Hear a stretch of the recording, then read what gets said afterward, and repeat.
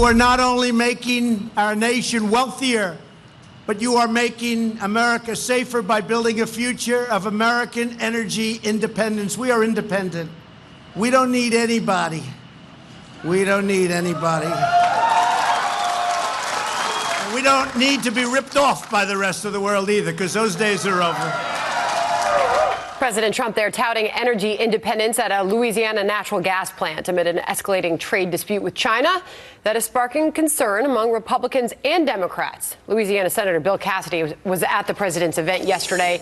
He sits on the Senate Finance Committee and is the chairman of the Energy Subcommittee. Great to have you on the program this morning, Senator. Nice to see you here. So how was the president's visit to your state yesterday? Incredibly well received. President Trump emphasized the economic impact upon individual families from a project which cost $10 billion.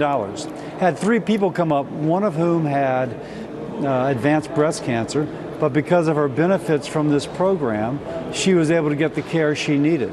Another was 7 children. Because of the job at this construction site, was able to take care of her 7 kids and her husband.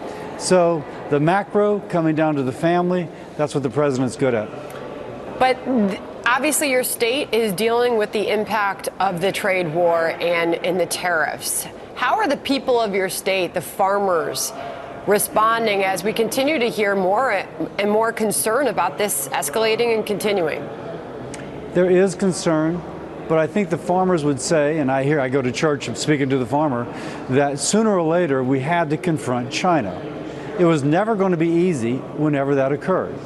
The administration, President Trump's doing his best to mitigate the harms they have, but I think we all acknowledge at some point you've got to confront the fact that China will use any way they can to take our intellectual property, to take our jobs, to, if you will, subtract from our economy to improve theirs. That's not capitalism, that's mercantilism. Our farmers know that. I think most of them stand with the president. Very interesting to hear that. Obviously, there's a lot of debate happening. I wonder how you would characterize the reception on Capitol Hill to the president's strategy. He received some unlikely support from Chuck Schumer, a senator saying he's got the back of the president to go strong on China. Yeah, it doesn't surprise me. I mean, he's actually, the people don't normally think of President Trump as being a unifier. But as regards China, I think he's got unity not only within the Senate, but also internationally. Because China has shown that they will use any law, arbitrage it, rely upon the fact that it's going to take months to litigate, years to litigate, and then they take another strategy. We have got to confront China. And when our economy is doing so well, and theirs not so well, seems to be the ideal time by which to address this. How's the economy doing in Louisiana, sir? The place we went yesterday is fantastic.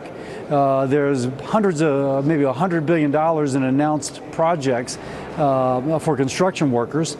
So it is all those construction workers, not just in Louisiana, but around the South, coming there, getting good jobs, with permanent jobs being created afterwards, and upstream going to a wellhead in northwest Louisiana, producing the gas that is then shipping that gas to be shipped overseas. There is a virtuous cycle that has been created by this. Meanwhile, I've got to ask you about the latest immigration proposal coming from Senator Lindsey Graham just a few moments ago, unveiling the specifics of that proposal, which was much anticipated over recent days. Here's a bit from the senator a few moments ago. One of the bad guys in this drama is Congress itself. Republicans and Democrats have let this problem fester. It's now got to the point that it can't be ignored any longer. I am willing to work with Democrats to do some things they want to do, but the status quo must stop. He went on to further detail his proposal, his frustration with only being able to hold families for 20 days. He wants to extend that to 100. He wants to increase the number of judges by 500.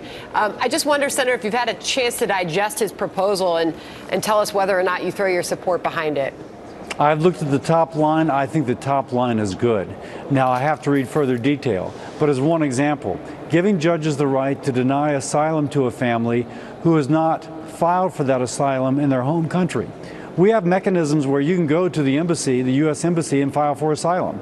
The fact that you come here, step across the border, and now expect to be processed in 20 days is obviously being gamed to the detriment of the people of the United States. I think this is a good faith effort to secure our southern border, but also to respect American values. And on the top line, it looks good. I'm just reading through. He says they're going to hire 500, the proposal, 500 new immigration lawyers to deal with a 9,000 immigration backlog. He says all of these things that he's proposing will lead to the humanitarian crisis repairing itself. He said he's willing to sit down with Democrats to solve the problem. Are Democrats willing to come to the table? Sometimes I think Democrats want a campaign issue. They don't want a solution. At one point, President Trump offered to address the DACA issue far more generously than did President Obama. In exchange for securing the southern border, they would not take that deal. If I was a DACA person, I would be very upset by that. And the president said, listen, it's not what I want to do, but it's what I'm willing to compromise for, and Democrats would not take it. Hopefully now Democrats are looking for a solution, not just a campaign issue. Senator, it's quite a situation that continues at our southern border, and this debate continues. And America watches on and just wonders if anything is actually going to get done this time. Whether or not you're optimistic, let us know. A few seconds left here, Senator. If we focus upon that which the American people want us to do, I am optimistic. If partisans are looking at campaign advantage, I am pessimistic. Hopefully it is the former, not the latter. Senator Bill Cassidy, thank you. Thank you.